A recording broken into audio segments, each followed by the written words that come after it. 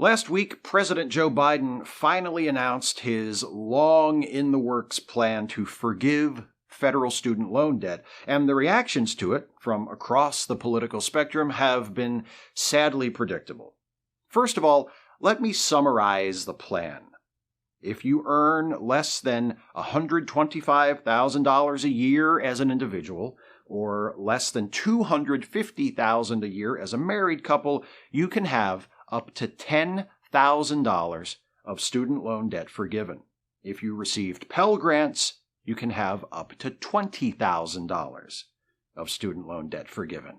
Additionally, monthly loan payments will be capped at 5% of discretionary income. Loan balances will not accrue interest as long as the monthly payments are being made, and balances of $12,000 or less will be forgiven after 10 years of payments.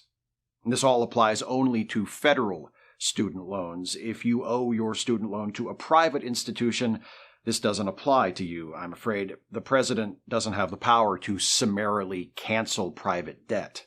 Obviously, conservatives have a huge problem with all of this because it helps people. Well, specifically because it helps the wrong people. Some of the Republicans whining the loudest about student loan forgiveness are people who have personally benefited from similar debt cancellation programs. Twitter users provided numerous examples of this last week. My personal favorite, Marjorie Taylor Greene, who went on Newsmax following the announcement of Biden's plan to declare that the government forgiving debt is just completely unfair.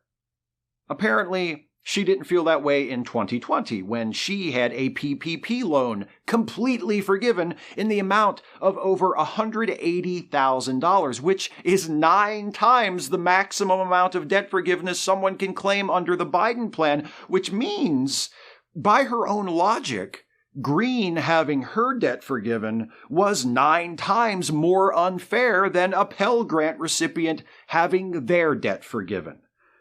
For the first time ever, I'm forced to admit her reasoning is sound. Why is it unfair?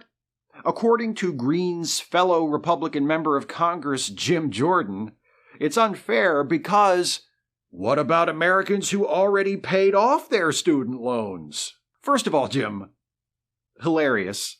Few things in life are funnier than a Republican pretending to care about what's fair to middle and working class people. But second, what is the argument here?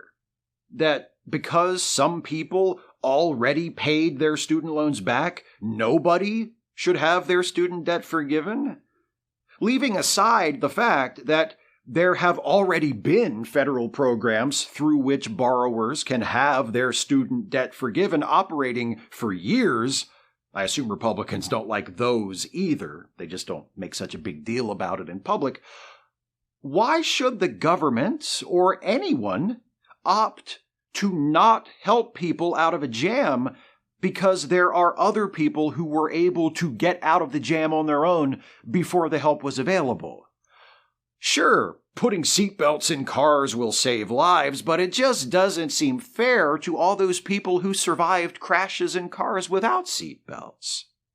Medical science has developed much better methods for treating bullet wounds, but we've decided that using those methods wouldn't be fair to all those guys who got shot during the Civil War, so we're just going to keep sawing off limbs. I know you're drowning, and I'm right here, and I could save you, but what about the woman who drowned at this very lake last week when I wasn't here to save her? Rescuing you wouldn't be fair to her, now would it? I said rescuing you would... Never mind. By the way, the speaker in that last example? Phil Collins. Anyway, of course conservatives oppose student loan forgiveness. Their entire ideology is built around the goal of forcing poor people to pay for shit so that rich people don't have to. Billionaires deserve tax cuts because why should we punish success, right? But working people who took out loans to go to college, you'd better pay back every penny. No handouts. Unless you're already rich enough to not need a handout. Then have all the handouts you want. Republicans are always attacking Democrats for wanting to redistribute the wealth, but it's not the redistribution itself they have a problem with. That's happening already and has been for decades. It's the direction. Democrats want to redistribute the wealth from rich people who have it to poor people who need it. Republicans want to keep it flowing the opposite way. That's how they like it.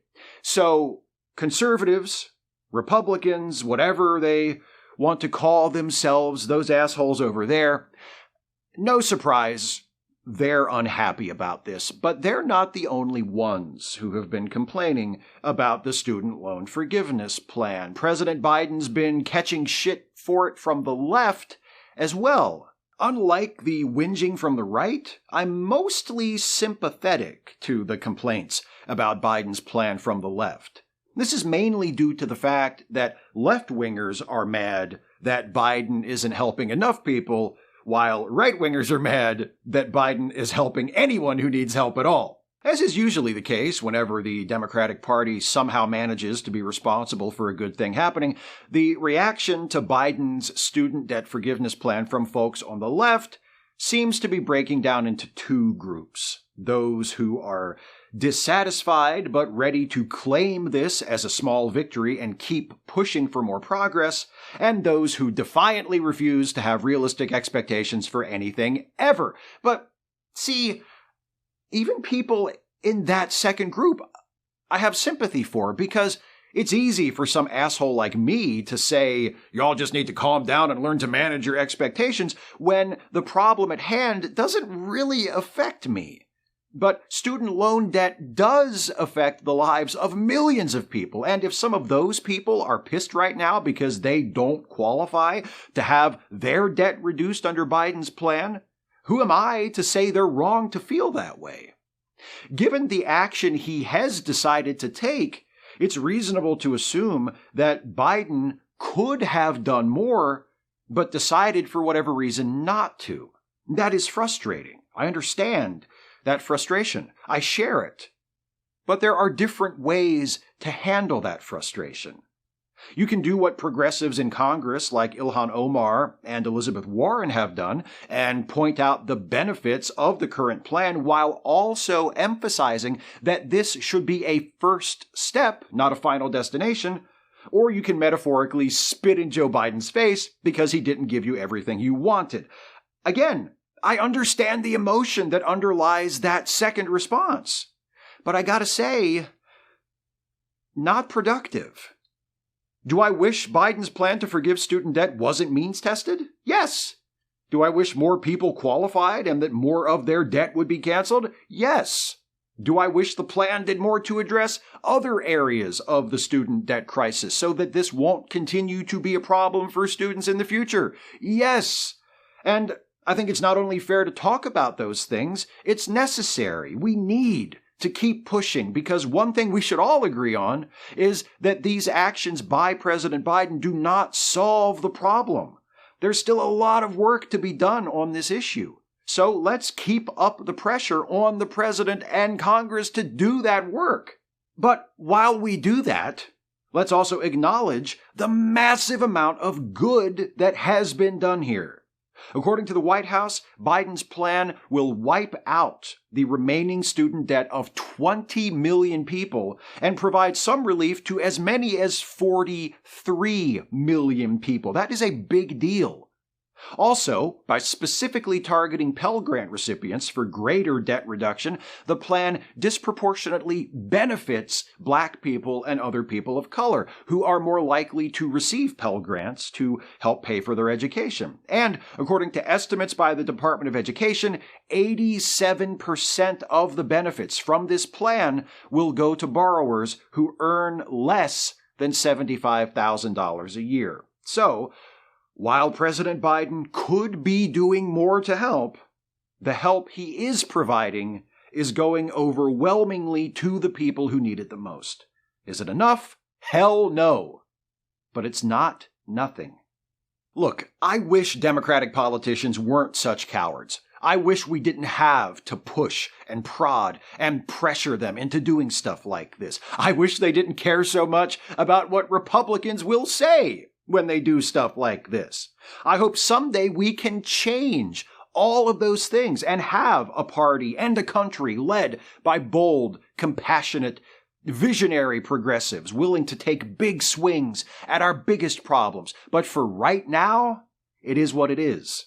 And the fastest way to ensure that more student debt cancellation doesn't happen anytime soon is to give the Democrats the impression that it's not worth it for them politically. If we, the people, more specifically the voters, send them the message that programs like this are what we want, that we will support them and work to elect them if they do more stuff like this, then they will do more stuff like this. I wish they took more initiative. I wish our elected leaders acted more like, leaders. I wish they did things like canceling student debt because it's the right thing to do, not just because they think it will be popular. But again, it is what it is. We can whine about it and accomplish nothing, or we can do what we need to do in order to accomplish the most good now while also continuing to push for long-term change. It's as simple as this. If you want more student loan forgiveness next time, this November, vote for the people who supported doing it this time. Because if those assholes over there win, I guarantee you won't like what they have planned.